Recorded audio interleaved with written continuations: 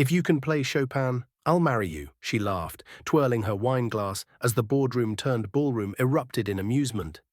Miranda Hartley, the iron-willed CEO of one of the most luxurious hotel chains in the world, was in her element, surrounded by billionaires, sipping vintage rosé under a chandelier that cost more than a Ferrari.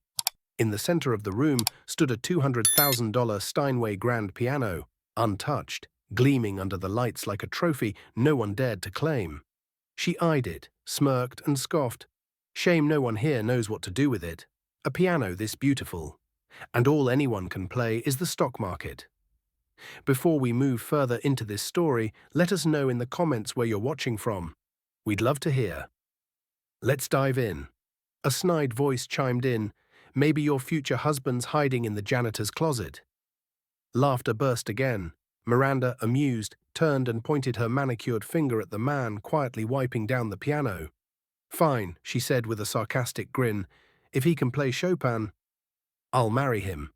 Everyone turned. The janitor, in a rolled-up work shirt and stained apron, paused mid-wipe. He looked up, calm, unreadable. Then, to everyone's shock, he sat down.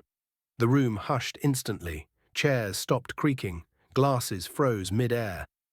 Someone coughed nervously. Is he serious? Whispered a guest. Miranda narrowed her eyes.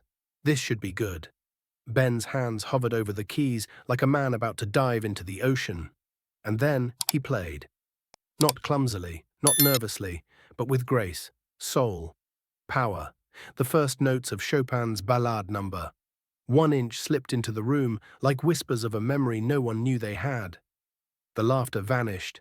His fingers flew, not just hitting notes, but pulling pain and beauty out of every one. His body moved with the music as if he were not playing it, but living it. Miranda's smirk faded, her whine lowered. She took a step forward, hypnotized. The guests stood in stunned silence, watching a man they never noticed perform like a world-class virtuoso. Every crescendo wrapped around their hearts, every pause stole the air from their lungs. This wasn't a performance, it was a confession. And when the final note rang out, long, aching, defiant, the silence was absolute. Then thunderous applause erupted. Ben stood, bowed politely, and returned to wiping the piano like nothing happened. Miranda blinked. Wait, what? Who are you? She asked, her voice cracking. Ben looked up. Calm. Juilliard graduate. I was a concert pianist, until my daughter needed spinal surgery. Insurance wouldn't cover it. I sold my piano. Took this job to pay the hospital bills. A wave of gasps rippled through the crowd. Miranda stared at him, no longer with superiority, but something closer to reverence. Why didn't you say anything? He shrugged. No one ever asked. The board members began murmuring among themselves. One leaned toward Miranda. He belongs on stage, or at least in our arts division. This man is a treasure. Miranda nodded slowly, still stunned. He's not just a treasure, he's a reminder. Ben chuckled. So about that marriage offer.